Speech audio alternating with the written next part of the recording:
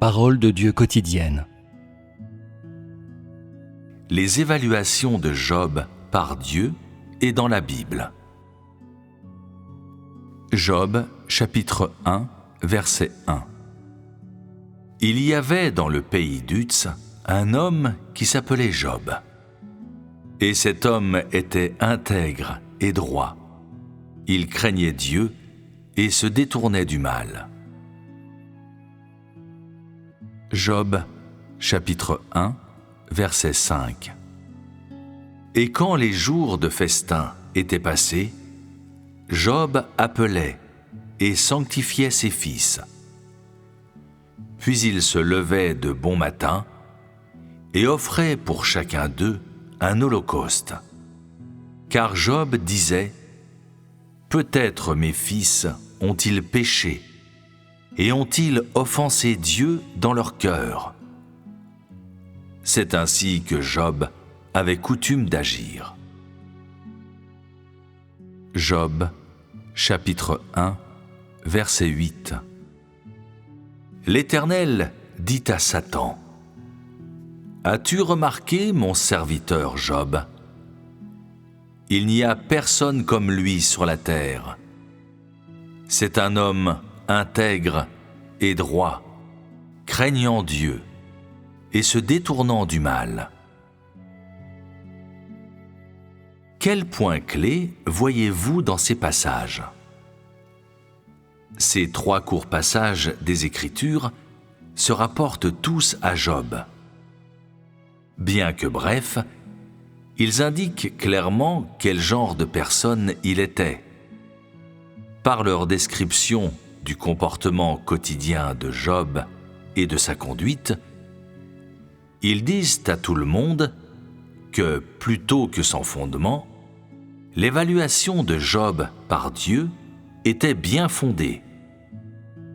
Que ce soit l'homme qui évalue Job, Job chapitre 1, verset 1, ou Dieu, Job chapitre 1, verset 8. Ils nous disent que les deux sont le résultat des actions de Job devant Dieu et l'homme. Job, chapitre 1, verset 5. Lisons d'abord le premier passage. Il y avait dans le pays d'Uz un homme qui s'appelait Job. Et cet homme était intègre et droit. Il craignait Dieu et se détournait du mal.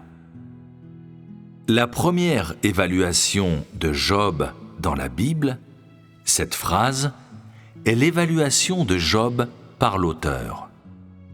Naturellement, elle représente également l'évaluation de Job par l'homme, qui est « Et cet homme était intègre et droit.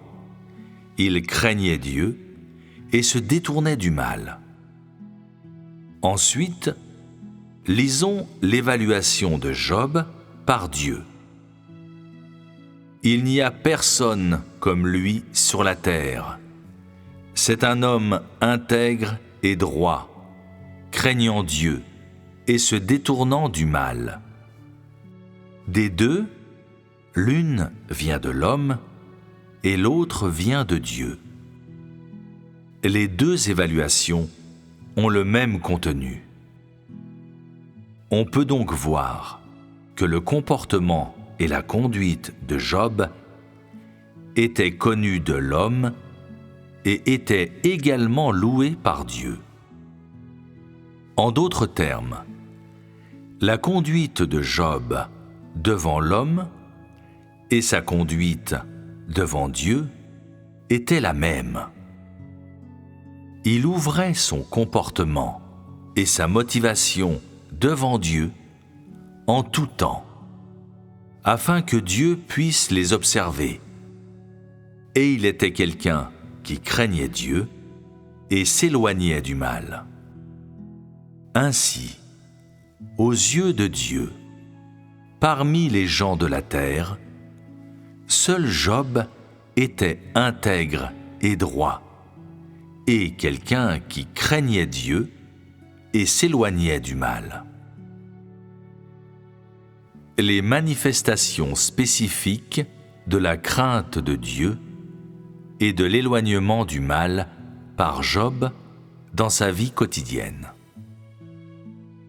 Maintenant, regardons les manifestations spécifiques de la crainte de Dieu et de l'éloignement du mal par Job. En plus des passages qui le précèdent et le suivent, lisons aussi Job chapitre 1, verset 5, qui est l'une des manifestations spécifiques de la crainte de Dieu et de l'éloignement du mal par Job. Elle se rapporte à la façon dont il craignait Dieu et s'éloignait du mal dans sa vie quotidienne.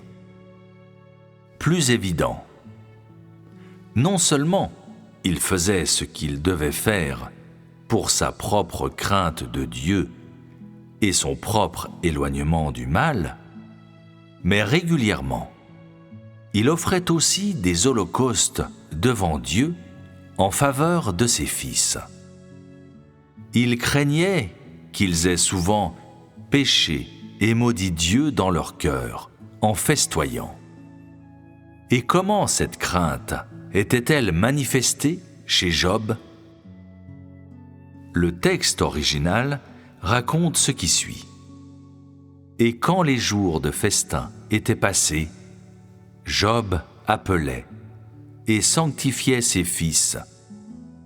Puis il se levait de bon matin et offrait pour chacun d'eux un holocauste. » La conduite de Job nous montre que plutôt que de se manifester dans son comportement extérieur, sa crainte de Dieu venait de son cœur, et que sa crainte de Dieu pouvait être trouvée dans tous les aspects de sa vie quotidienne, en tout temps, car non seulement il s'éloignait lui-même du mal, mais il offrait souvent des holocaustes au nom de ses fils.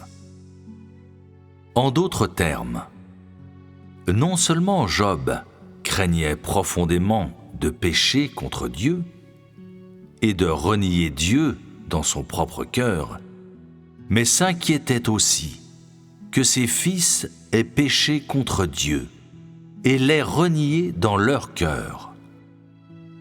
De cela, on peut voir que la vérité de la crainte de Dieu de Job résiste au test et ne fait pas de doute à quiconque. Agit-il ainsi occasionnellement ou fréquemment ? La dernière phrase du texte est « C'est ainsi que Job avait coutume d'agir ». La signification de ces mots est que Job n'est pas passé voir ses fils occasionnellement, ou quand cela lui plaisait, ni ne s'est confessé à Dieu par la prière. Au lieu de cela, il appelait et sanctifiait régulièrement ses fils et offrait des holocaustes pour eux. Le coutume d'agir ici ne signifie pas qu'il faisait cela pendant 1 ou 2 jours ou pour un moment. Il signifie que la manifestation de la crainte de Dieu chez Job n'était pas temporaire et ne s'est pas arrêtée à la connaissance ou aux paroles. Au lieu de cela, la voix de la crainte de Dieu et de l'éloignement du mal guidait son cœur. Elle dictait son comportement et elle était la racine de son existence dans son cœur. Qu'il ait eu coutume d'agir ainsi montre que dans son cœur, il craignait souvent de pécher lui-même contre Dieu et craignait aussi que ses fils et ses filles pêchent contre Dieu. Cela représente à quel point la voie de la crainte de Dieu et de l'éloignement du mal pesait lourd dans son cœur. Il avait coutume d'agir ainsi parce que dans son cœur, il était effrayé et avait peur, craignant d'avoir commis le mal et péché contre Dieu, et d'avoir dévié de la voie de Dieu, et ainsi d'être incapable de satisfaire Dieu. Et en même temps, il s'inquiétait aussi de ses fils et de ses filles, craignant qu'ils aient offensé Dieu. Ainsi était la conduite normale de Job dans sa vie quotidienne. C'est précisément cette conduite normale qui prouve que la crainte de Dieu de Job et l'éloignement du mal ne sont pas des paroles vides, que Job a vraiment vécu une telle réalité. C'est ainsi que Job avait coutume d'agir. Ces mots nous parlent des actes quotidiens de Job devant Dieu. Quand il agissait ainsi, selon sa coutume, son comportement et son cœur atteignaient-ils Dieu? En d'autres termes, Dieu était-il souvent satisfait de son cœur et de son comportement? Alors, dans quel état et dans quel contexte Job avait-il coutume d'agir ainsi? Certains disent que c'est parce que Dieu lui apparaissait souvent que Job agissait ainsi. Certains disent qu'il avait coutume d'agir ainsi parce qu'il voulait s'éloigner du mal. Et certains disent qu'il pensait peut-être que sa fortune n'était pas venue facilement et qu'il savait qu'elle lui avait été accordée par Dieu et qu'il craignait profondément de perdre ses biens comme conséquence d'avoir péché contre Dieu ou de l'avoir offensé. Certaines de ces réclamations sont-elles vraies? De toute évidence, non. Car aux yeux de Dieu, ce que Dieu acceptait et chérissait le plus au sujet de Job, ce n'est pas seulement qu'il avait coutume d'agir ainsi. Plus que cela, c'est sa conduite devant Dieu, l'homme et Satan, quand il fut livré à Satan et tenté.